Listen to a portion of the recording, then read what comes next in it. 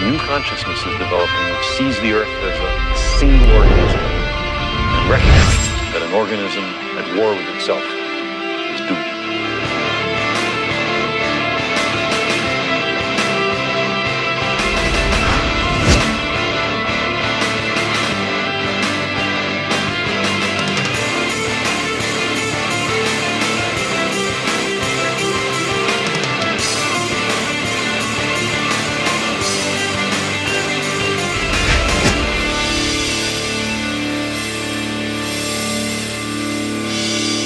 We are one planet.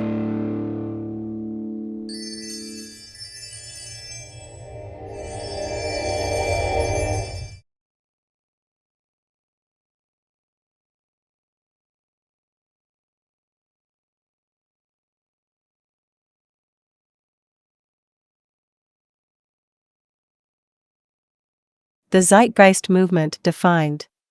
Realizing a new train of thought. The tremendous and still accelerating development of science and technology has not been accompanied by an equal development in social, economic, and political patterns. We are now only beginning to explore the potentialities which it offers for developments in our culture outside technology, particularly in the social, political, and economic fields. It is safe to predict that such social inventions as modern-type capitalism, fascism, and communism will be regarded as primitive experiments directed toward the adjustment of modern society to modern technology. Dr. Ralph Linton.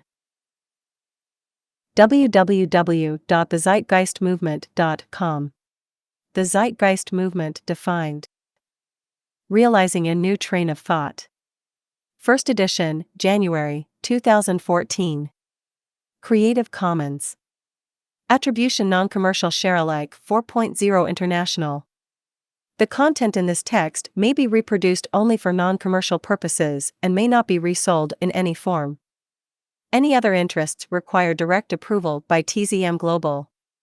Contact media@thezeitgeistmovement.com. This is a 100% non-profit text. Any price paid is only for the physical publishing. Any exploitation of this work for profit will not be tolerated. Acknowledgements. The material authored here is the product of many forms of contribution, specifically the research of the Zeitgeist movement's expanding lecture team. An enormous thanks extends to all who have contributed news, sources, tips, and other forms of research. If you would like to help in translating this text, please contact TZM's linguistics team, linguisticteam@gmail.com. Preface. The outcome of any serious research can only be to make two questions grow where only one grew before. Thorstein Veblen. Origin of the name. The Zeitgeist movement, TZM, is the identifier for the social movement described in the following essays. The name has no relevant historical reference to anything culturally specific and is not to be confused or associated with anything else known before with a similar title. Rather, the title is based upon the semantic meaning of the very terms, explicitly. The term Zeitgeist is defined as the general intellectual, moral, and cultural climate of an era. The term movement simply implies motion or change. Therefore, the Zeitgeist movement is an organization that urges change in the dominant intellectual, moral, and cultural climate of the time. Document structure. The following text has been prepared to be as concise and yet comprehensive as possible. In form, it is a series of essays ordered by subject in a manner that works to support a broader context. While each essay is designed to be taken on its own merit and evaluation, the true context resides in how each issue works to support a larger train of thought with respect to the most efficient organization of human society. It will be noticed by those who read through these essays in a linear fashion that a fair amount of overlap exists with certain ideas or subjects.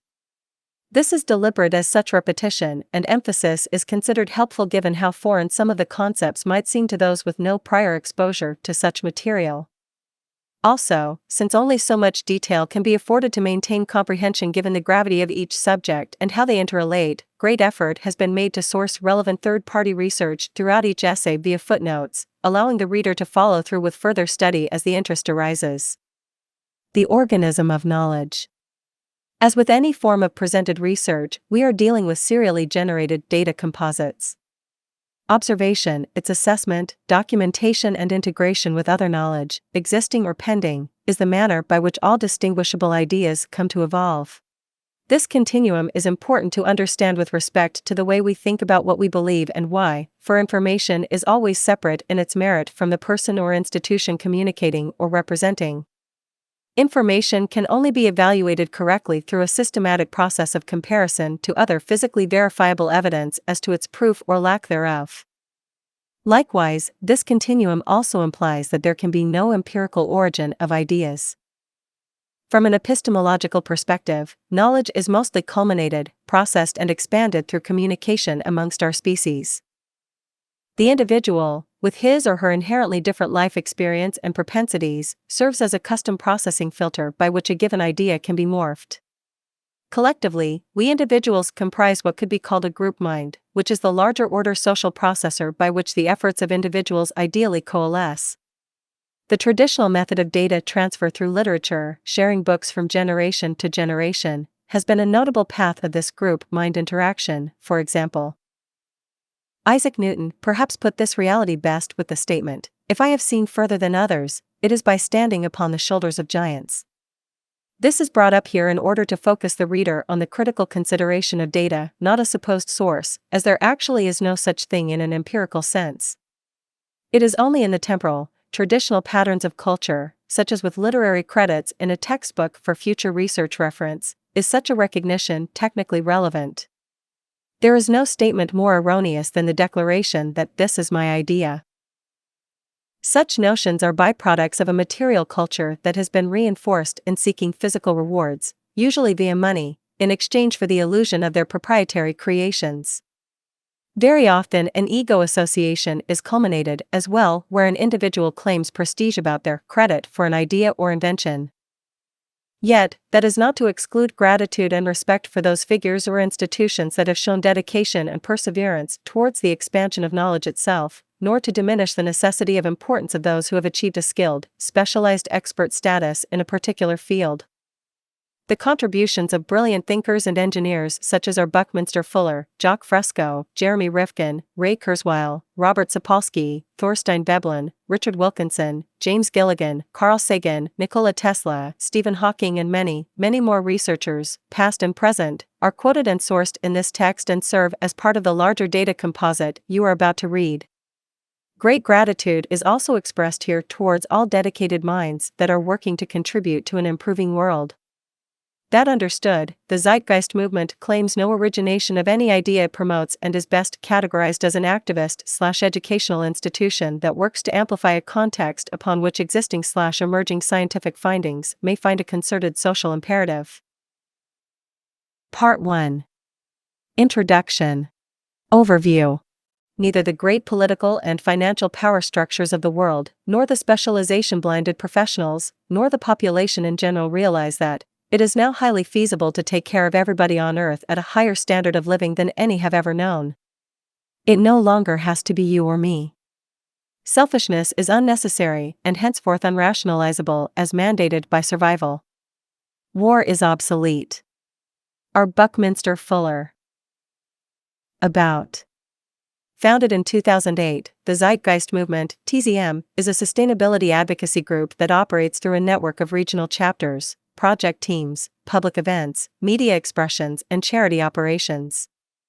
TZM's activism is explicitly based on nonviolent methods of communication with the core focus on educating the public about the true root sources of many common personal, social, and ecological problems today, coupled with the vast problem-solving and humanity-improving potential science and technology has now enabled, but yet goes unapplied due to barriers inherent in the current, established social system. While the term activism is correct by its exact meaning, TZM's awareness work should not be misconstrued as relating to culturally common, traditional activist protest actions such as we have seen historically. Rather, TZM expresses itself through targeted, rational educational projects that work not to impose, dictate, or blindly persuade, but to set in motion a train of thought that is logically self-realizing when the causal considerations of sustainability and public health are referenced from a scientific perspective. However, TZM's pursuit is still very similar to traditional civil rights movements of the past in that the observations reveal the truly unnecessary oppression inherent in our current social order, which structurally and sociologically restricts human well-being and potential for the vast majority of the world's population, not to mention stifles broad improvement in general due to its established methods. For instance, the current social model, while perpetuating enormous levels of corrosive economic inefficiency in general, as will be described in further essays, also intrinsically supports one economic group or class of people over another, perpetuating technically unnecessary imbalance and high relative deprivation. This could be called economic bigotry in its effect, and it is no less insidious than discrimination rooted in gender, ethnicity, religion, creed, or the like.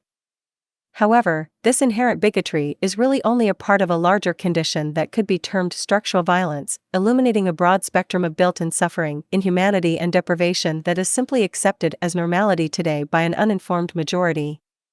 This context of violence stretches much farther and deeper than many tend to consider. The scope of how our socioeconomic system unnecessarily diminishes our public health and inhibits our progress today can only be recognized clearly when we take a more detached technical or scientific perspective of social affairs, bypassing our traditional, often blinding familiarities. The relative nature of our awareness often falls victim to assumptions of perceived normality where, say, the ongoing deprivation and poverty of over 3 billion people might be seen as a natural, inalterable social state to those who are not aware of, for example, the amount of food actually produced in the world, where it goes, how it is wasted, or the technical nature of efficient and abundant food production possibilities in the modern day.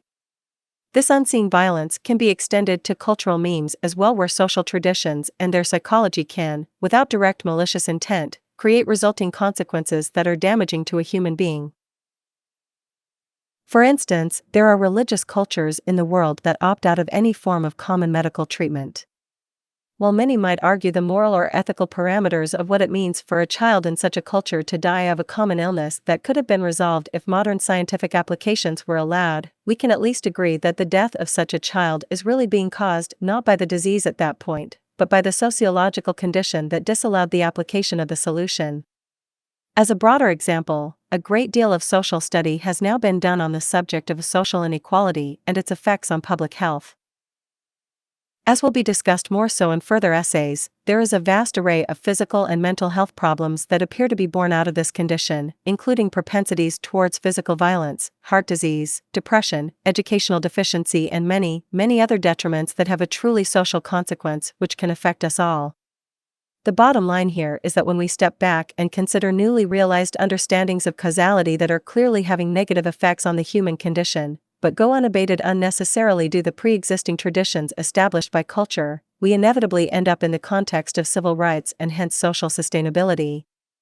This new civil rights movement is about the sharing of human knowledge and our technical ability to not only solve problems, but to facilitate a scientifically derived social system that actually optimizes our potential and well-being. Anything less will create unnecessary imbalance and social destabilization and constitute what could be considered a hidden form of oppression. So, returning to the broad point, TZM works not only to create awareness of such problems and their true root causes, and hence logic for resolution, it also works to express the incredible potential we have, beyond such direct problem solving, to greatly improve the human condition in general, solving problems which, in fact, have not yet even been realized. This is initiated by embracing the very nature of scientific reasoning, where the establishment of a near-empirical train of thought takes precedence over everything else in importance. A train of thought by which societal organization as a whole can find a more accurate context for sustainability and efficiency on a scale never before seen, through an active recognition and application of the scientific method. Focus. TZM's broad actions could be summarized as to diagnose, educate, and create. Diagnose. Diagnosis is the identification of the nature and cause of anything. To properly diagnose the causal condition of the vast social and ecological problems common to modern culture is not merely to complain about them or criticize the actions of people or particular institutions, as is frequent today. A true diagnosis must seek out the lowest causal denominator possible and work at that level for resolution. The central problem is that there is often what could be called a truncated frame of reference, where short-sighted, misdiagnosis of given consequences persist. For instance, the traditional, established solution to the reformation of human behavior for many so-called criminal acts is often punitive incarceration. Yet, this says nothing about the deeper motivation of the criminal and why their psychology led to such acts, to begin with. At that level, such a resolution becomes more complex and reliant upon the synergetic relationship of their physical and cultural culmination over time. This is no different than when a person dies of cancer, as it isn't really the cancer that kills them in the literal sense, as the cancer itself is the product of other forces. Educate. As an educational movement that operates under the assumption that knowledge is the most powerful tool we have to create lasting, relevant social change in the global community, there is hence nothing more critical than the quality of one's personal education and their ability to communicate such ideas effectively and constructively to others. TZM is not about following a rigid text of static ideas.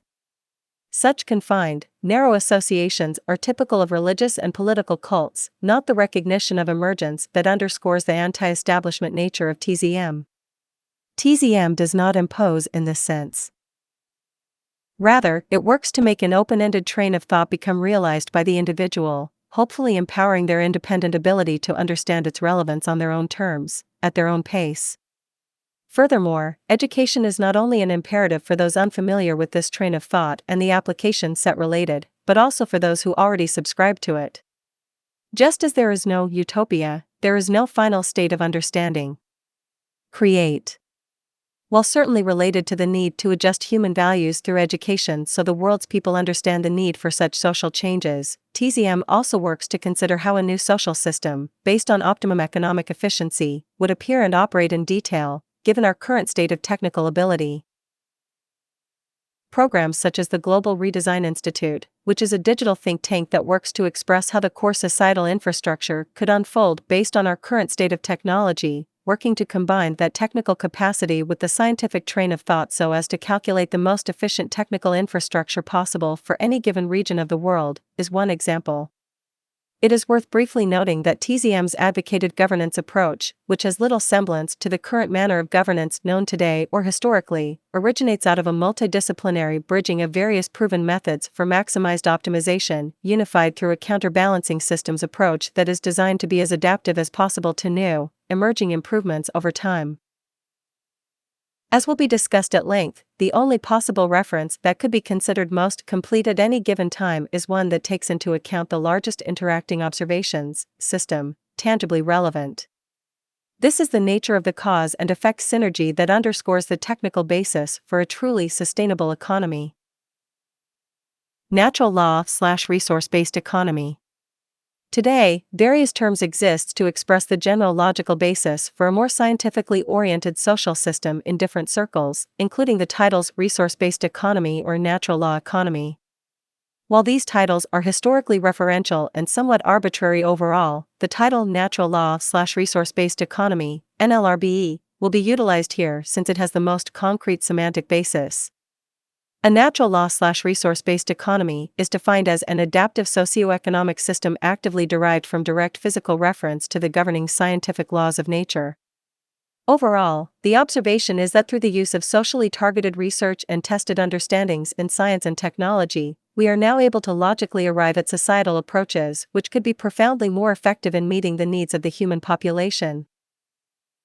We are now able to dramatically increase public health, better preserve the habitat, create a general material abundance, while also strategically reduce or eliminate many common social problems present today which are sadly considered inalterable by many due to their cultural persistence.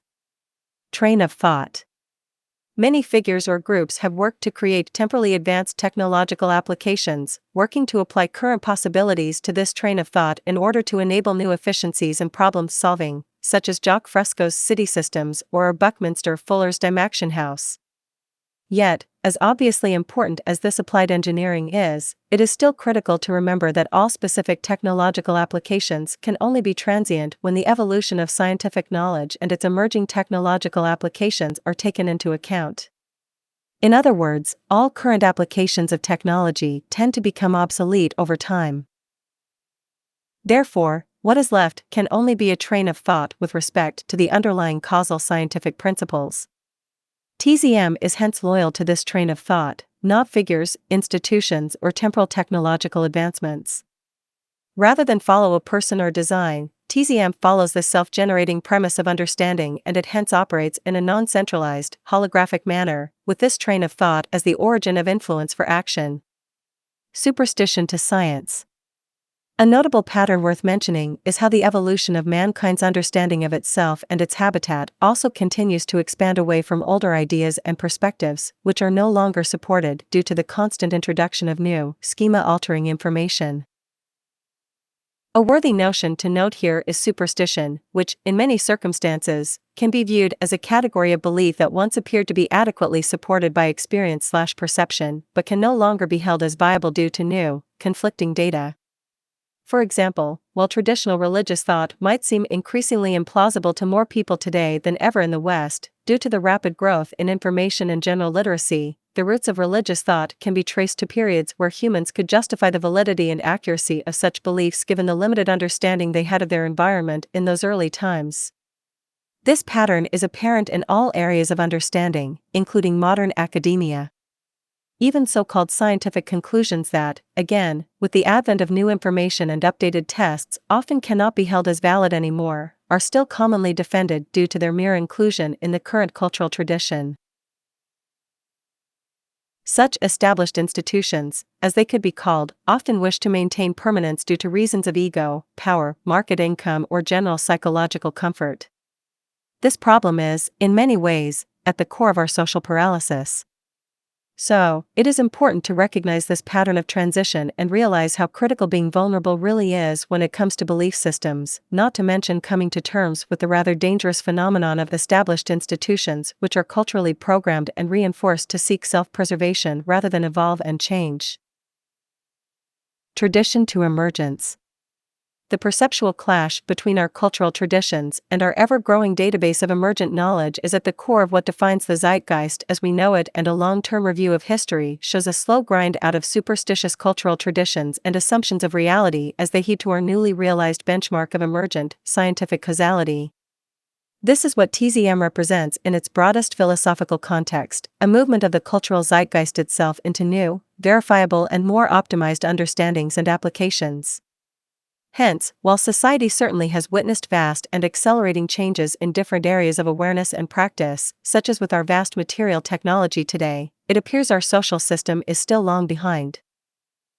Political persuasion, market economics, labor for income, perpetual inequality, nation-states, legal assumptions, and many other staples of our current social order continue to be largely accepted as normality by the current culture, with little more than their persistence through time as evidence of their value and empirical permanence. It is in this context that TZM finds its most broad imperative, changing the social system. Again, there are many problem-solving technical possibilities for personal and social progress today that continue to go unnoticed or misunderstood. The ending of war, the resolution of poverty, the creation of a material abundance unseen in history to meet human needs, the removal of most crime as we know it, the empowerment of true personal freedom through the removal of pointless and/or monotonous labor, and the resolution of many environmental threats, are but a few of the calculated possibilities we have when we take our technical reality into account. However, again, these possibilities are not only largely unrecognized, they are also literally restricted by the current social order, for the implementation of such problem-solving efficiency and prosperity stands in direct opposition to the very mechanics of how our current social system is operating at the core level.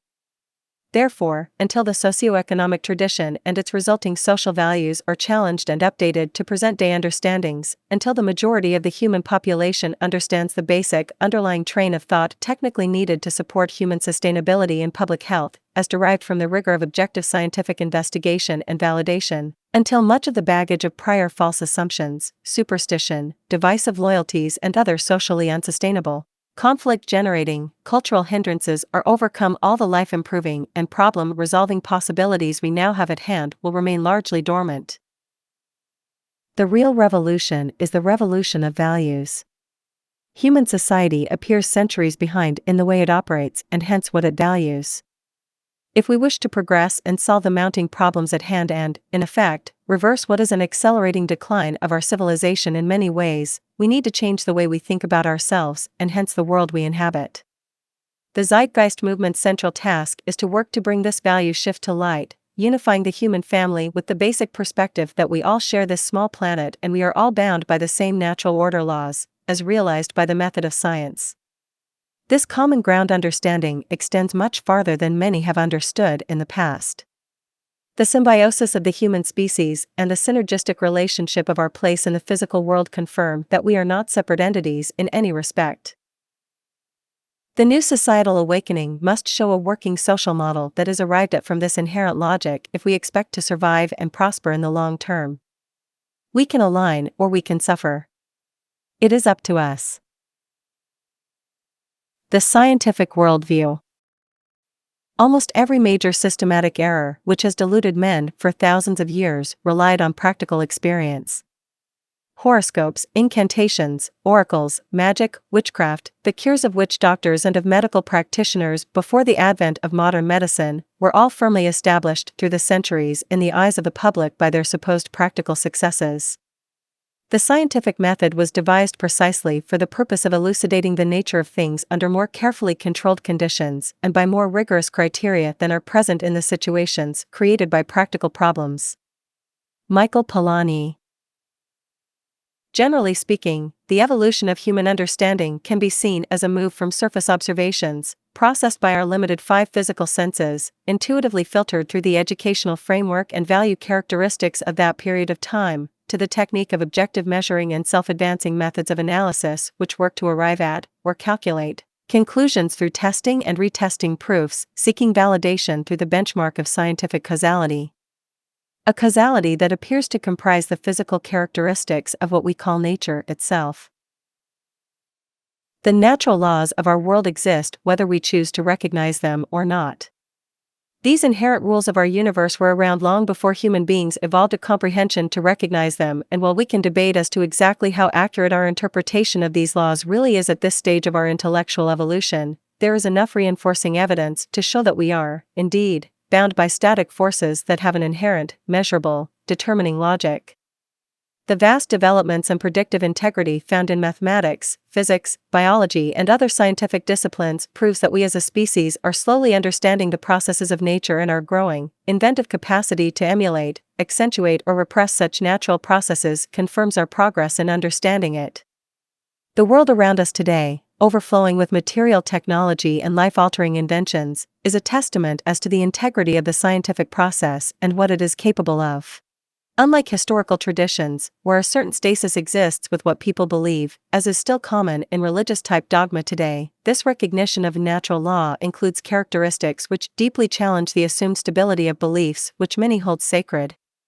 As will be expanded upon later in this essay in the context of emergence, the fact is, there simply cannot exist a singular or static intellectual conclusion with respect to our perception and knowledge except, paradoxically, with regard to that very underlying pattern of uncertainty regarding such change and adaptation itself. This is part of what could be called a scientific worldview. It is one thing to isolate the techniques of scientific evaluation for select interests, such as the logic we might use in assessing and testing the structural integrity of a house design we might build, and another when the universal integrity of such physically rooted, causal reasoning and validation methods are applied to all aspects of our lives. Albert Einstein once said, "The further the spiritual evolution of mankind advances, the more certain it seems to me that the path to genuine religiosity does not lie through the fear of life, and the fear of death, and blind faith, but through striving after rational knowledge."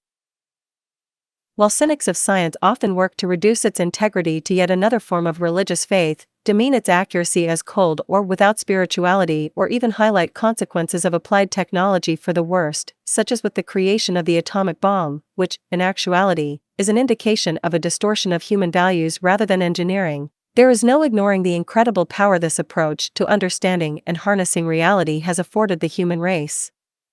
No other ideology can come close in matching the predictive and utilitarian benefits this method of reasoning has provided.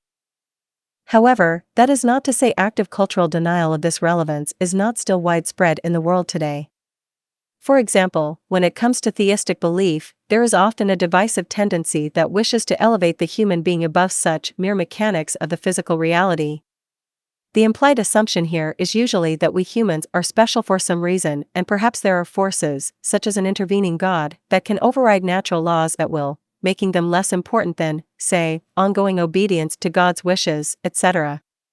Sadly, there still exists a great human conceit in the culture which assumes, with no verifiable evidence, that humans are separate from all other phenomena, and to consider ourselves connected or even a product of natural, scientific forces is to demean human life. Concurrently, there is also a tendency for what some call metamagical thinking, which could be considered a schizotypal kind of personality disorder where fantasy and mild delusion helps reinforce false assumptions of causality on the world, never harnessing the full rigor of the scientific method. Science requires testing and replication of a result for it to be validated, and many beliefs of seemingly normal people today exist far outside this requirement. Apart from traditional religions, the cultural concept of New Age is also commonly associated with this type of superstitious thought. While it is extremely important that we as a society are aware of the uncertainty of our conclusions in general and hence must keep a creative, vulnerable state of mind to all postulations, the validation of those postulations can only come through measurable consistency, not wishful thinking or esoteric fascination. Such unvalidated ideas and assumptions pose a frame of reference that is often secured by faith, not reason, and it is difficult to argue the merit of faith with anyone since the rules of faith inherently refuse argument itself. This is part of the quandary within which human society exists today. Do we simply believe what we have been traditionally taught by our culture, or do we question and test those beliefs against the physical reality around us to see if they hold true? Science is clearly concerned with the latter and holds nothing sacred, always ready to correct prior false conclusions when new information arises. To take such an inherently uncertain, yet still extremely viable and productive approach to one's day-to-day view of the world requires a very different sensitivity, one that embodies vulnerability, not certainty. In the words of Professor Frank L. H. Wolf's, Department of Physics and Astronomy, University of Rochester, New York, it is often said in science that theories can never be proved, only disproved. There is always the possibility that a new observation or a new experiment will conflict with a long-standing theory. Emergence.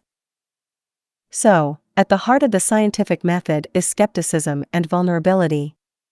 Science is interested in the closest approximation to the truth it can find, and if there is anything science recognizes explicitly, it is that virtually everything we know will be revised over time as new information arises.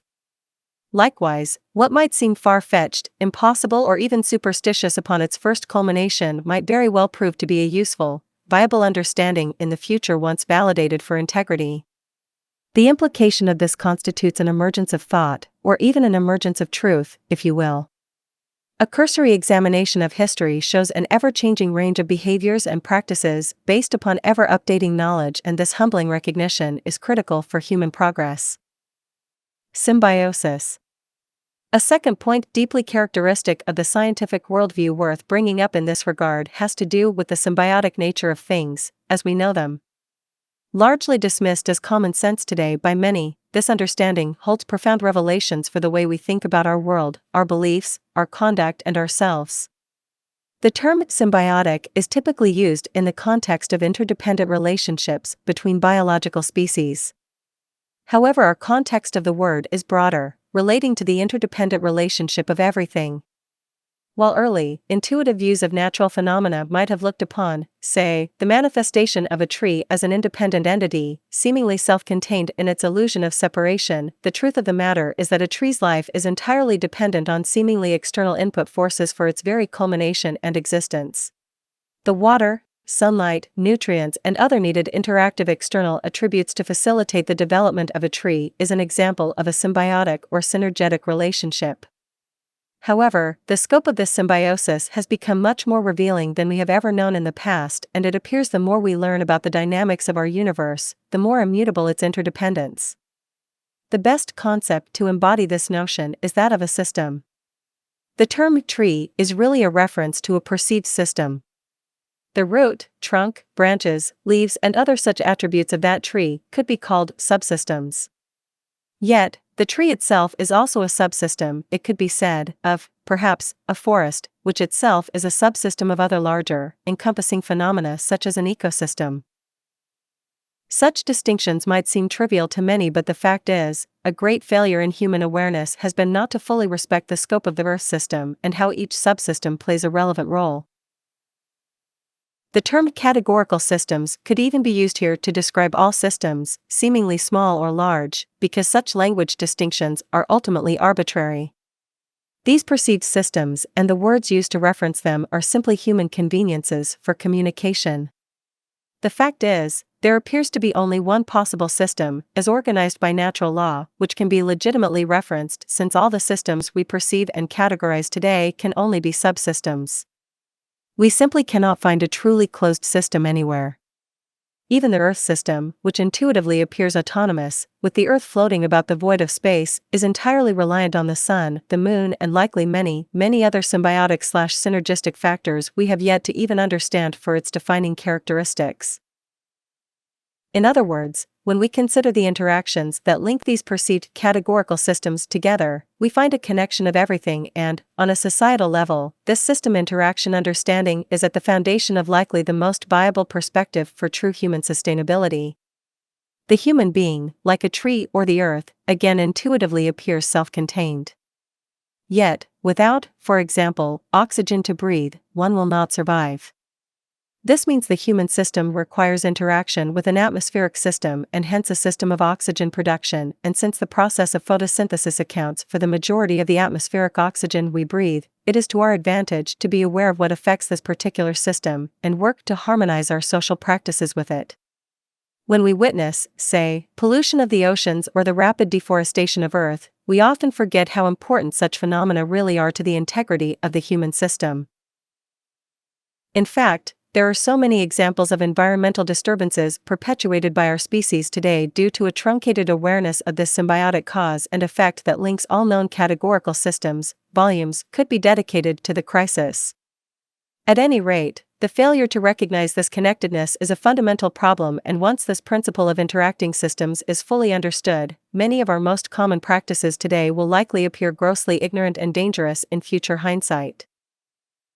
Sustainable beliefs. This brings us to the level of thought and understanding itself. As noted prior, the very language system we use isolates and organizes elements of our world for general comprehension. Language itself is a system based upon categorical distinctions, which we associate to our perceived reality. However, as needed as such a mode of identification and organization is to the human mind, it also inherently implies false division. Given that foundation, it is easy to speculate as to how we have grown so accustomed to thinking and acting in inherently divisive ways and why the history of human society has been a history of imbalance and conflict. It is on this level that such physical systems we have discussed come into relevance with belief and thought systems. While the notion of sustainability might be typically associated with technical processes, ecotheory, and engineering today, we often forget that our values and beliefs precede all such technical applications. Therefore, we need our cultural orientation to be sustainable to begin with, and that awareness can only come from a valid recognition of the laws of nature to which we are bound. Can we measure the integrity of a belief system? Yes. We can measure it by how well its principles align with scientific causality, based upon the feedback resulting. If we were to compare outcomes of differing belief systems seeking a common end, how well those perspectives accomplish this end can be measured, and hence these systems can then be qualified and ranked against each other as to their merit or lack thereof. As will be explored in detail later in this work, the central belief system comparison here is between the market economy and the aforementioned natural law/resource-based economy. At the core of these systems is essentially a conflicting belief about causality and possibility, and the reader is challenged to make objective judgments about how well each perspective may accomplish certain common-end human goals. That noted, and in the context of this essay, specifically the points about emergence and symbiosis, it could be generalized that any belief system that, a, does not have built into it the allowance for that entire belief system itself to be altered or even made completely obsolete due to new information, is an unsustainable belief system, and b. any belief system that supports isolation and division, supporting the integrity of one segment or group over another, is also an unsustainable belief system.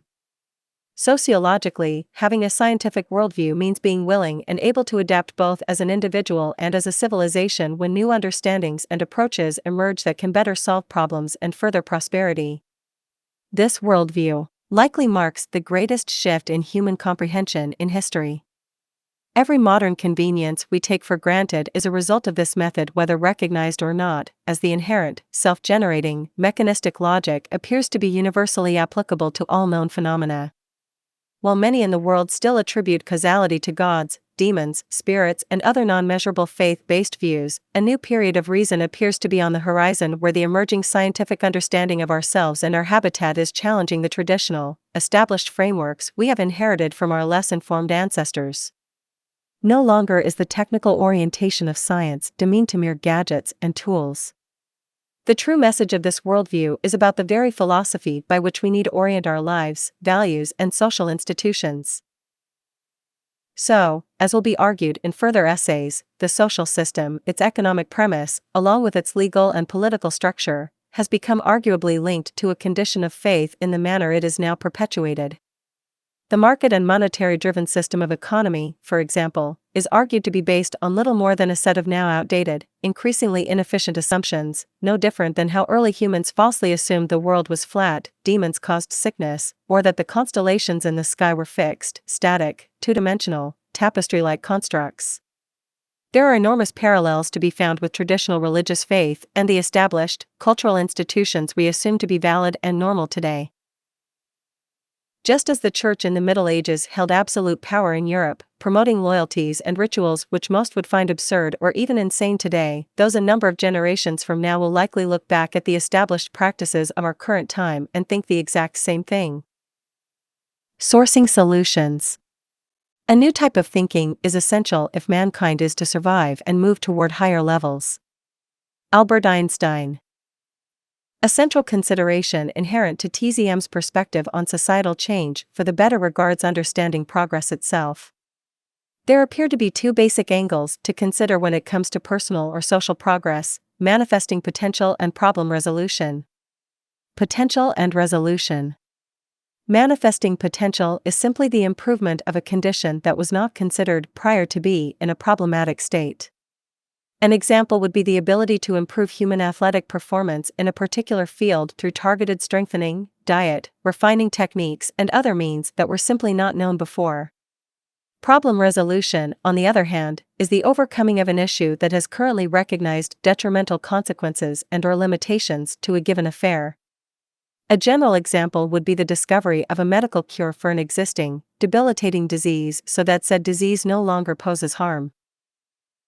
However, taken in the broad view, there is a distinct overlap with these two notions when the nature of knowledge development is taken into account. For example, an improvement to a given condition, a practice that then becomes normalized and common in the culture, can also potentially be part of a problem in a familiar or different context, which requires resolution in the event new information as to its inefficiency is found or new advancements make it obsolete by comparison. For example, human air transportation, which is fairly new in society, expanded transport efficiency greatly upon its application. However, at what point will modern air transport be seen more as a problem due to its inefficiency by comparison to another method? So, efficiency is relative in this sense as only when there is an expansion of knowledge that what was once considered the best approach becomes inferior. This seemingly abstract point is brought up to communicate the simple fact that every single practice we consider normal today has built into it an inevitable inefficiency which, upon new developments in science and technology, will likely produce a problem at some point in the future when compared to newer, emerging potentials. This is the nature of change, and if the scientific patterns of history reflect anything, it is that knowledge and its applications continue to evolve and improve, generally speaking. So, back to the seemingly separate issues of manifesting potential and problem resolution, it can hence be deduced that all problem resolutions are also acts of manifesting potential and vice versa. This also means that the actual tools used by society for a given purpose are always transient. Whether it is a medium of transportation, medical practices, energy production, the social system itself, etc. These practices are all manifest/resolutions with respect to human necessity and efficiency, based upon the ever-changing state of understanding we have or had at the time of their creation/evolution. Root purpose and root cause. Therefore, when it comes to thinking about any act of invention or problem solving, we must get as close to the root purpose, manifest, or the root cause, problem, as possible, respectively, to make the most accurate assessment for action. Just as tools and techniques for potential are only as viable as the understanding of their foundational purpose, actions toward problem resolution are only as good as the understanding of the root cause. This might seem obvious, but this awareness is often missing in many areas of thought in the world today, especially when it comes to society. Rather than pursuing such a focus, most social decisions are based around traditional customs that have inherent limits. A simple example of this is the current method of human incarceration for so-called criminal behavior. For many, the solution to offensive forms of human behavior is to simply remove the individual from society and punish them. This is based on a series of assumptions that stretch back millennia. Yet, the science behind human behavior has changed tremendously with respect to understanding causality. It is now common knowledge in the social sciences that most acts of crime would likely not occur if certain basic, supportive environmental conditions were set for the human being. Putting people in prisons is not actually resolving anything with respect to the causal problem. It is more of a mere patch, if you will, which only temporarily stifles some effects of the larger problem. Another example, while seemingly different than the prior but equally as technical, is the manner by which most think about solutions to common domestic problems, such as traffic accidents. What is the solution to a situation where a driver makes a mistake and haphazardly changes lanes, only to impact the vehicle next to it, causing an accident? Should there be a huge wall between them? Should there be better training? Should the person simply have his or her driver's license revoked so they cannot drive again? It is here, again, where the notion of root cause is often lost in the narrow frames of reference commonly understood by culture. The root cause of the accident can only partially be the question of integrity of the driver, with the more important issue being the lack of integrity of the technology and infrastructure being used. Why? Because, in part, human fallibility is historically acknowledged and immutable. So, just as early vehicles did not have driver and/or passenger side airbags common today, which now reduce a large number of injuries that existed in the past, the same logic should be applied to the system of vehicle interaction itself, taking into account new technical possibilities for increased safety, to compensate for inevitable human error. Just as the airbag was developed years ago as the evolution of knowledge unfolded, today there is technology that enables automated, driverless vehicles which can not only detect every necessary element of the street needed to operate with accuracy, the vehicles themselves can detect each other, making collision almost impossible. This is the current state of such a solution when we consider the root cause and root purpose overall. Yet, as advanced as that solution may seem, especially given the roughly 1.2 million people who unnecessarily die in automobile accidents each year, this thought exercise may still be incomplete if we continue to extend the context with respect to the core goals. Perhaps there are other inefficiencies that relate to the transport infrastructure and beyond that need to be taken into account and overcome. Perhaps, for example, the use of individual automobiles, regardless of their safety, has other inherent problems that can only be logically resolved by the removal of the automobile application itself. Perhaps in a city, with an expanding mobile population, such independent vehicle transport becomes unnecessarily cumbersome, slow, and generally inefficient.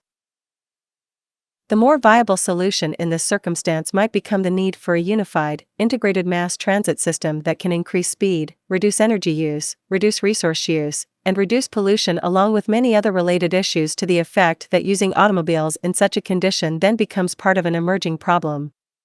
If the goal of a society is to do the correct and hence sustainable thing, reducing threats to humans and the habitat, ever-increasing efficiency, a dynamic, self-generating logic unfolds with respect to our technical possibility in design approaches. Our technical reality. Of course, the application of this type of problem solving is far from limited to such physical examples. Is politics as we know it the best means to address our social woes? Does it address root causes by its very design? Is money and the market system the most optimized method for sustainable progress, problem resolution, and the manifesting of economic potential? What does our modern state of science and technology have to contribute in the realm of understanding cause and purpose on the societal level? As further essays will denote in great detail, these understandings create a natural, clear train of thought with respect to how much better our world could be if we simply follow the logic created via the scientific method of thought to fulfill our common goal of human sustainability. The 1 billion people starving on this planet are not doing so because of some immutable natural consequence of our physical reality. There is plenty of food to go around. It is the social system, which has its own outdated, contrived logic, that perpetuates this social atrocity, along with countless others. It is important to point out that TZM is not concerned with promoting patches as its ultimate goal, which, sad to say, is what the vast majority of activist institutions on the planet are currently doing.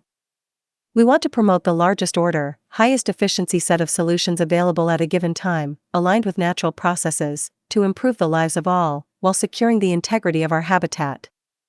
We want everyone to understand this train of thought clearly and develop a value identification with it. In the end, there is no single solution, only the near-empirical natural law reasoning that arrives at solutions and purpose. Logic versus psychology. We do not act rightly because we have virtue or excellence, but we rather have those because we have acted rightly. Aristotle. A powerful yet often overlooked consequence of our environmental vulnerability to adapt to the existing culture is that our very identity and personality is often linked to the institutions, practices, trends, and hence values we are born into and exist in. This psychological adaptation and inevitable familiarity creates a comfort zone which, over time, can be painful to disrupt, regardless of how well reasoned the data standing to the contrary of what we believe may be. In fact, the vast majority of objections currently found against the Zeitgeist movement, specifically points made with respect to solutions and hence change, appear to be driven by narrow frames of reference and emotional bias more than intellectual assessment. Common reactions of this kind are often singular propositions that, rather than critically addressing the actual premises articulated by an argument, serve to dismiss them outright via haphazard associations. The most common classification of such arguments are projections, and it becomes clear very often that such opponents are actually more concerned with defending their psychological identity rather than objectively considering a new perspective. Mind lock. In a classic work by authors Cohen and Nagel titled An Introduction to Logic and the Scientific Method, this point is well made with respect to the process of logical evaluation and its independence from human psychology.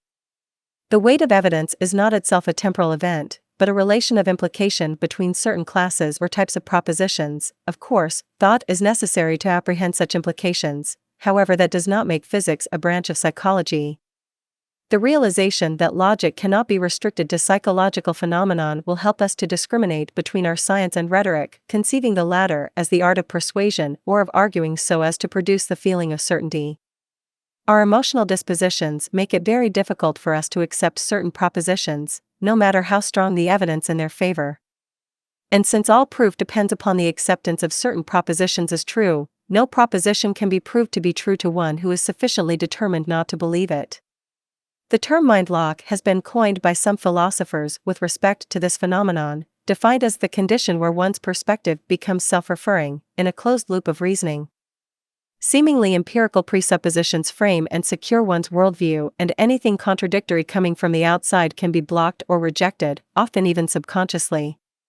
This reaction could be likened to the common physical reflex to protect oneself from a foreign object moving towards your person, only in this circumstance the reflex is to defend one's beliefs, not body. While such phrases as thinking outside the box might be common rhetoric today in the activist community, seldom are the foundations of our way of thinking and the integrity of our most established institutions challenged.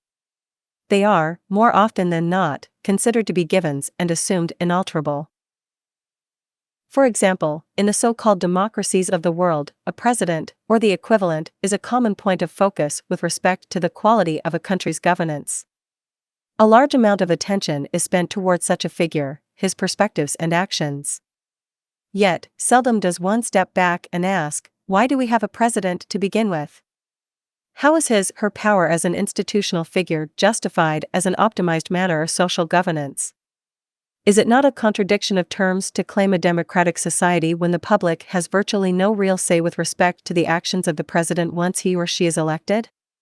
Such questions are seldom considered, as people tend, again, to adapt to their culture without objection, assuming it is just the way it is.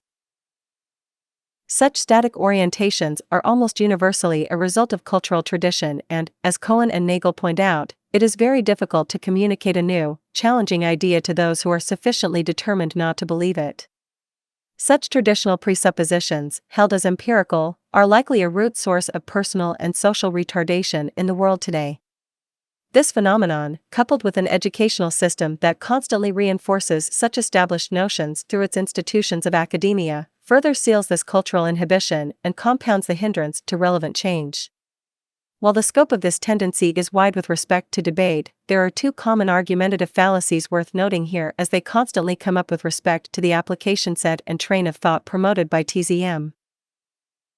Put in colorful terms, these tactics comprise what could be called a value war, which is waged, consciously or not, by those who have vested emotional/material interest in keeping things the same, opposing change. The prima facie fallacy. The first is the prima facie association. This simply means upon first appearance, before investigation. This is by far the most common type of objection.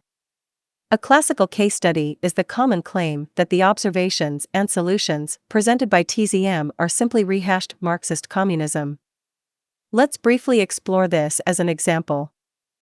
Referencing the Communist Manifesto, Marx and Engels present various observations with respect to the evolution of society, specifically class war, inherent structural relationships regarding capital, along with a general logic as to how the social order will transition through revolution to a stateless, classless system, in part, while also noting a series of direct social changes, such as the centralization of the means of communication and transport in the hands of the state, equal liability of all to labor, and other specifics. Marx creates players in the schema he suggests like the ongoing battle between the bourgeoisie and proletarians, expressing contempt for the inherent exploitation, which he says is essentially rooted in the idea of private property. In the end, the accumulated goal in general is in seeking a stateless and classless society. On the surface, reformations proposed in TZM's promoted solutions might appear to mirror attributes of Marxism if one was to completely ignore the underlying reasoning.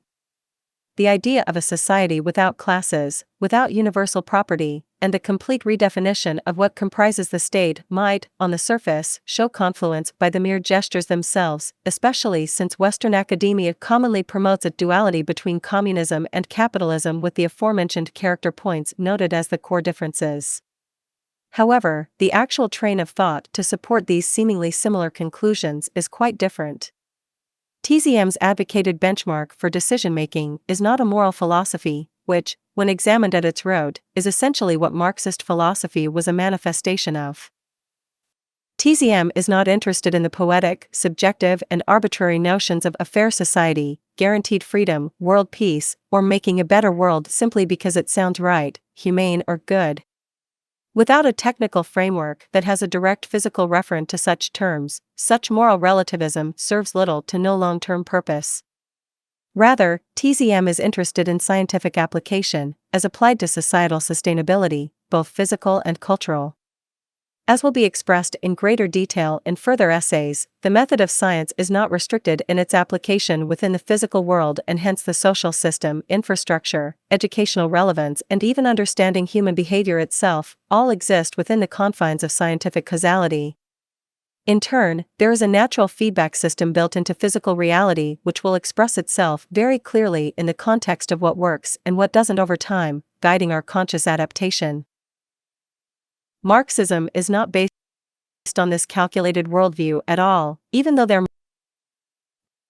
TZM is not interested in the poetic, subjective, and arbitrary notions of a fair society, guaranteed freedom, world peace, or making a better world simply because it sounds right, humane, or good.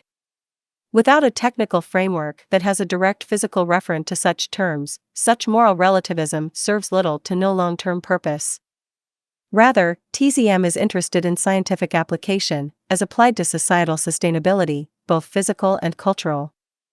As will be expressed in greater detail in further essays, the method of science is not restricted in its application within the physical world, and hence the social system, infrastructure, educational relevance, and even understanding human behavior itself, all exist within the confines of scientific causality. In turn, there is a natural feedback system built into physical reality which will express itself very clearly in the context of what works and what doesn't over time, guiding our conscious adaptation. Marxism is not based on this calculated worldview at all, even though there might be some scientifically based characteristics inherent. For example, the Marxist notion of a classless society was to overcome the capitalist originating inhumanity imposed on the working class or proletariat. TZM's advocated train of thought, on the other hand, sources advancements in human studies. It finds, for example, that social stratification, which is inherent to the capitalist/market model, to actually be a form of indirect violence against the vast majority as a result of the evolutionary psychology we humans naturally possess. It generates an unnecessary form of human suffering on many levels, which is destabilizing and, by implication, technically unsustainable. Another example is TZM's interest in removing universal property and setting up a system of shared access. This is often quickly condemned to the Marxist idea of abolishing private property. However, generally speaking, the Marxist logic relates the existence of private property to the perpetuation of the bourgeois and their ongoing exploitation of the proletariat. He states in the manifesto, the distinguishing feature of communism is not the abolition of property generally, but the abolition of bourgeois property. TZM's advocated logic, on the other hand, relates the fact that the practice of universal, individual ownership of goods is environmentally inefficient, wasteful, and ultimately unsustainable as a practice. This supports a restrictive system behavior and a great deal of unnecessary deprivation, and hence crime is common in societies with an unequal distribution of resources. At any rate, such prima facie allegations are very common, and many more could be expressed. However, it is not the scope of this section to discuss all alleged connections between Marxism and TZM's advocated train of thought. In the end, the debate is essentially pointless, as to argue such a correlation is to simply ignore the true purpose and merit of the societal conception itself. The strawman fallacy. The second argumentative fallacy has to do with the misrepresentation of a position, deliberate or projected, commonly referred to as a strawman. When it comes to TZM, this usually has to do with imposed interpretations that are without legitimate evidence to be considered relevant to a point in question. For example, when discussing the organization of a new social system, people often project their current values and concerns into the new model without considering the vast change of context inherent, which would likely nullify such concerns immediately. A common strawman projection in this context would be that in a society where material production were based upon technological application directly and not an exchange system requiring paid human labor, people would have no incentive to do anything, and therefore the model would fail as nothing would get done. This kind of argument is without testable validity with respect to the human sciences, and is really an intuitive assumption originating from the current cultural climate where the economic system coerces all humans into labor roles for survival, income/profit. This often occurs regardless of one's personal interest or social utility, often generating a psychological distortion with respect to motivation. In the words of Margaret Mead, if you look closely you will see that almost anything that really matters to us, anything that embodies our deepest commitment to the way human life should be lived and cared for, depends on some form of volunteerism. In a 1992 Gallup poll, more than 50% of American adults, 94 million Americans, volunteered time for social causes, at an average of 4.2 hours a week, for a total of 20.5 billion hours a year. It has also been found in studies that repetitive, mundane jobs lend themselves more to traditional rewards such as money, whereas money doesn't seem to motivate innovation and creativity. In later essays, the idea of mechanization/automation applied to mundane labor to free the human being will be discussed, expressing how the labor for income system is outdated and restrictive of not only industrial potential and efficiency, but also human potential and creativity overall. Another common, contextual example of a strawman is the claim that if the transition to a new social system was acted upon, the property of others must be forcefully confiscated by a ruling power and violence would be the result. This, once again, is a value projection/fear imposed upon TZM's advocated logic without validation. TZM sees the materialization of a new socioeconomic model happening with the needed consensus of the population. Its very understanding, along with the biosocial pressures occurring as the current system worsens, is the basis of influence. The logic does not support a dictatorial disposition because that approach, apart from being inhumane, wouldn't work. In order for such a system to work, it needs to be accepted without active state coercion. Therefore, it is an issue of investigation, education, and broad personal acceptance in the community. In fact, the very specifics of social interaction and lifestyle actually demand a vast majority acceptance of the system's mechanics and values. Similarly, and final example here of the strawman, is the confusion about how a transition to a new system could happen at all. In fact, many tend to dismiss TZM's proposals on that basis alone, simply because they don't understand how it can happen. This argument, in principle, is the same reasoning as the example of a sick man who is seeking treatment for his illness, but does not know where he can get such treatment, when it would be available, or what the treatment is. Does his lack of knowing how and when stop his need to seek? No, not if he wants to be healthy. Given the dire state of affairs on this planet, humanity must also keep seeking, and a path will inevitably come clear. In the end, it is worth reiterating that the battle between logic and psychology is really a central conflict in the arena of societal change. There is no context more personal and sensitive than the way we organize our lives in society, and an important objective of TZM, in many ways, is to find techniques that can educate the public as to the merit of this logical train of thought, overcoming the baggage of outdated psychological comforts which serve no progressive, viable value role in the modern world. The case for human unity. My country is the world, and my religion is to do good. Thomas Paine. A critical conclusion present in the logic that defines TZM's intention is that human society needs to unify its economic operations and work to align with the natural dynamics of the physical world as a single species sharing one habitat if we intend to resolve existing problems, increase safety, increase efficiency, and further prosperity. The world economic divisions we see today are not only a clear source of conflict, destabilization, and exploitation, the very manner of conduct and interaction itself is also grossly inefficient in a pure economic sense, severely limiting our societal potential. While the nation-state, competition-based structure is easy to justify as a natural outgrowth of our cultural evolution given the resource scarcity inherent historically and the long history of warfare in general, it is also natural to consider that human society could very well find purpose in moving away from these modes of operation if we were to realize that it is truly to our advantage as a whole group. As will be argued here, the detriments and inefficiencies of the current model, when compared to the benefits and solutions possible, are simply unacceptable. The efficiency and abundance possibilities, extrapolated within TZM's intention to install a new socioeconomic system, rest, in part, on a concerted effort by the human population to work together and share resources intelligently, not restrict and fight as we do today. Moreover, the social pressures and risks now emerging today around technological warfare, pollution, environmental destabilization, and other problems not only express a deeply needed gravitation for true global organization, they show a rational necessity. The xenophobic and Mafia-like mentality indigenous to the nation-state today, often in the form of patriotism, is a source of severe destabilization and inhumanity in general, not to mention, again, a substantial loss of technical efficiency. False divisions.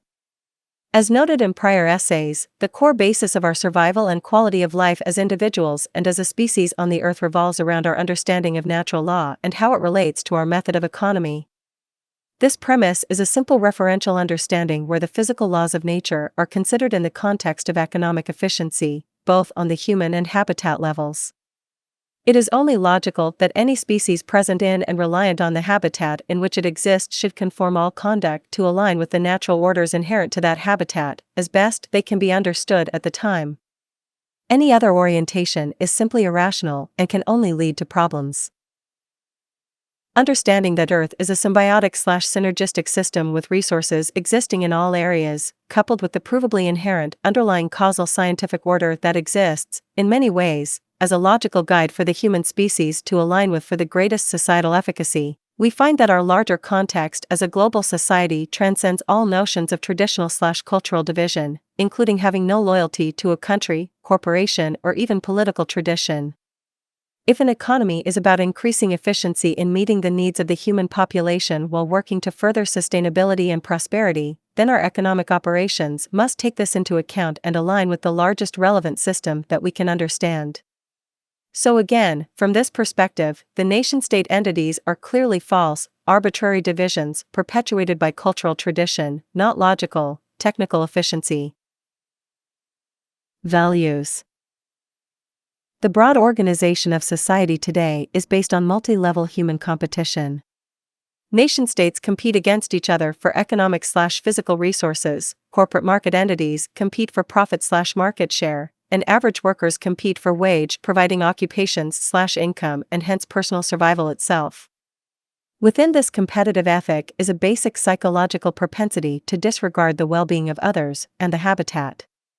The very nature of competition is about having advantage over others for personal gain, and hence, needless to say, division and exploitation are common attributes of the current social order. Interestingly, virtually all so-called corruption which we may define as crime in the world today is based upon the very same mentality assumed to guide progress in the world through the competitive interest. It is no wonder, in fact, given this framework, that various other detrimental, superficial social divisions are still pervasive, such as race, religion, creed, class, or xenophobic bias. This divisive baggage from early, fear-oriented stages of our cultural evolution simply has no working basis in the physical reality and serves now only to hinder progress, safety, and sustainability. Today, as will be described in later essays, the possible efficiency and abundance-producing methods that could remove most all human deprivation, increase the average standard of living enormously, and perfect public health and ecological sustainability greatly, go unembraced due to the older social traditions in place, including the nation-state idea. The fact is, there is technically only one race, the human race, there is only one basic habitat, Earth, and there is only one working manner of operational thought, scientific. Origins and influence. Let's quickly consider the root origins of the competitive/divisive model. Without going into too much detail, it is clear that the evolution of society has included a vast history of conflict, scarcity, and imbalance. While there is debate as to the nature of society during the period of time preceding the Neolithic Revolution, the Earth since that time has been a battlefield where countless lives have been taken for the sake of competition, whether material or ideological. This recognized pattern is so pervasive, in fact, that many today attribute the propensity for conflict and domination to an irreconcilable, impulsive characteristic of our human nature, with the conclusion that the human being is simply unable to operate in a social system that is not based upon this competitive framework, and any such attempt will create vulnerability that will be exploited by power abuse, expressing this apparent competitive/dominance trait. While the subject of human nature itself is not the direct focus of this essay, let it be stated that the empirical power abuse assumption has been a large part of the defense of the competitive/divisive model, using a general broad view of history as its basis for validity. However, the specifics of the conditions in those periods, coupled with the known flexibility of the human being, are often disregarded or ignored in these assessments. The historical pattern of conflict cannot be considered in mere isolation. Detailed reference to the conditions and circumstances are needed.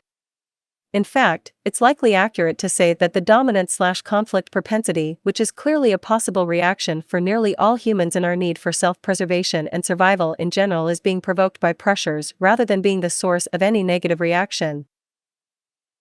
When we wonder how the massive Nazi army were able to morally justify their actions in World War II, we often forget the enormous propaganda campaign put out by that regime, which worked to exploit this essentially biological vulnerability. True self-interest. The notion of self-interest is clearly inherent to the human being's common urge to survive. This is obvious enough, and it is easy to see historically how the raw necessity of personal survival, often extending to family and then the tribe, community, set the stage for the divisive, protectionist paradigm we exist in today. It should have been expected from the standpoint of history that vast economic theories would also be based upon the notion of competition and inequality, such as in the work of Adam Smith. Considered the father of the free market, he made popular the assumption that if everyone had the ethic to look out for themselves only, the world would progress as a community. This invisible hand notion of human progress arising from narrow personal self-interest alone might have been a semi-workable philosophy many years ago when the simplicity of the society itself was based on everyone being something of a producer. However, the nature of society has changed greatly over time, with population increases, entirely different role structures and exponentially advancing technology. The risks associated with this manner of thought are now proving to be more dangerous than beneficial, and the true definition of self-interest is taking a larger context than ever before. Is it not in your self-interest to protect and nourish the habitat that supports you?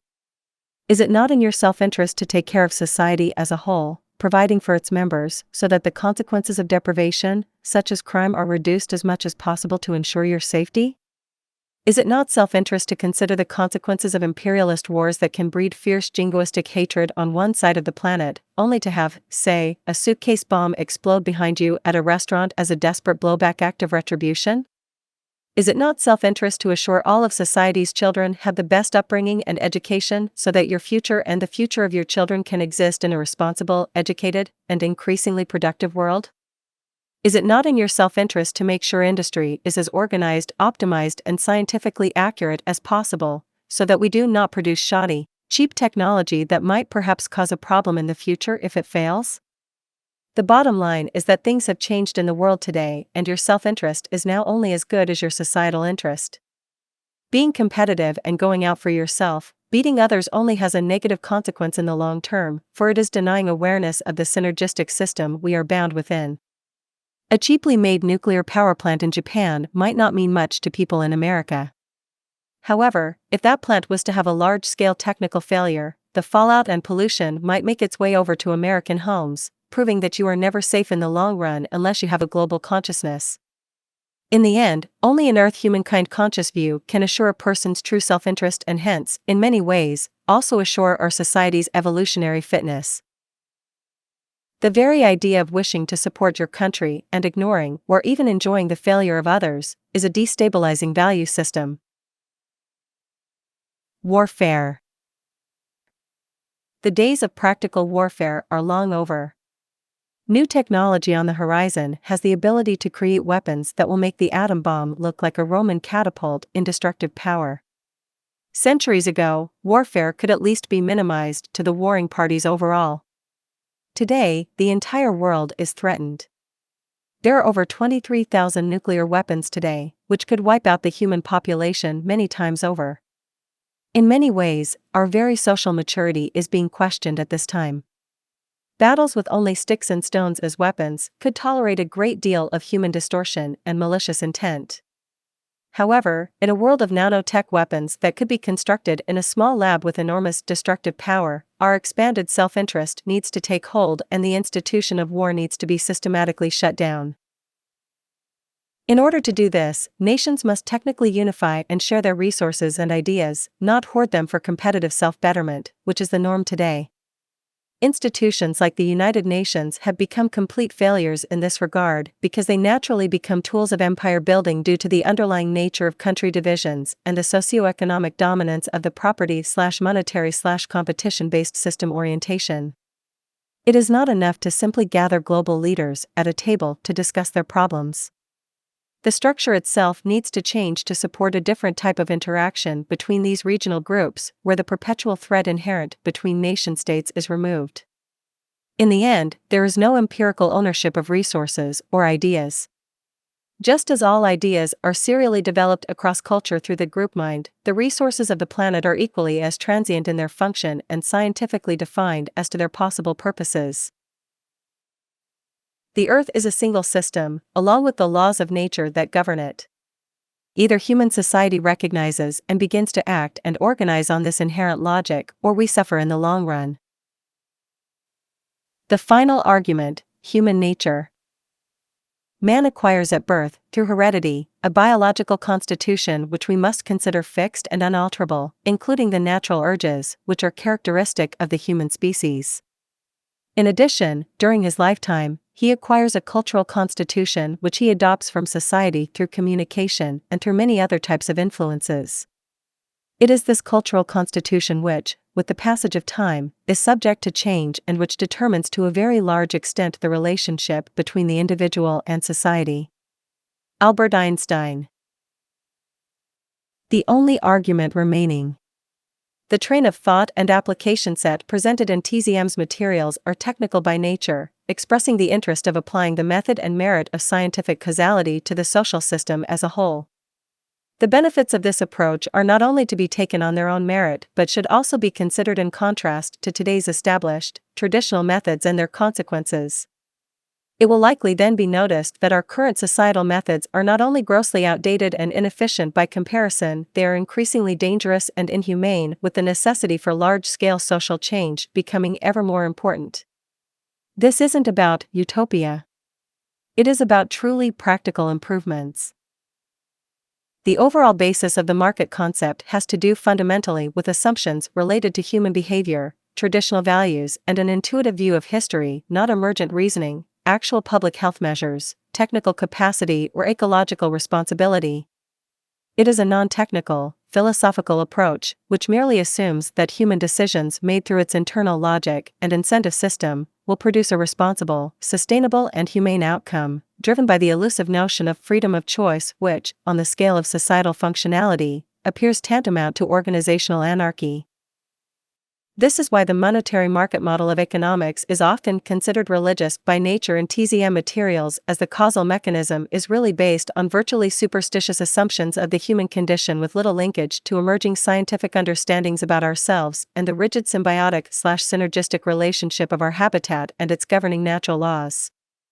When presenting TZM's solution-oriented train of thought to those unfamiliar, it is usually just a matter of time before, at a minimum, the basic scientific premise is understood and accepted in abstraction. For example, the isolated technical reality that we have the resources and industrial methods to easily feed everyone on the planet Earth, so no one has to starve, rarely finds argument in and of itself. If you were to ask an average person today if they would like to see an end to the over 1 billion people currently in chronic starvation on the planet, they would most likely agree. However, it is when the logic runs its course and starts to depict the type of large-scale social and economic reformations needed to facilitate true system support for those 1+ billion people that many find contempt and objection. Apart from stubborn, temporal value associations, where people essentially refuse to change anything they have become used to in their lives, even if that change clearly supports a better outcome in the long term, there is one argument so common that it warrants a preliminary discussion in and of itself. That is the argument of human nature. This argument might also be said to be the only real objection left, if you think about it, outside again of the near arbitrary cultural lifestyle practices people are afraid to change due to their identity associations and conditioned comforts. Are humans compatible with a truly sustainable, scientific socioeconomic system, or are we doomed to the world we have now due to our genetics? Everything is technical.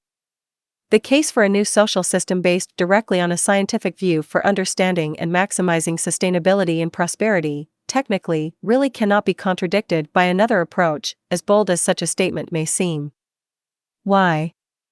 Because there simply isn't one when the unifying, natural law logic of the scientific method is accepted as the root mechanism of physical causality and, for example, great surface variation, ornament, might exist with the design of an airplane, but the mechanics which enable flight are bound by physical laws and hence so must the overall physical design of the airplane in order to function properly.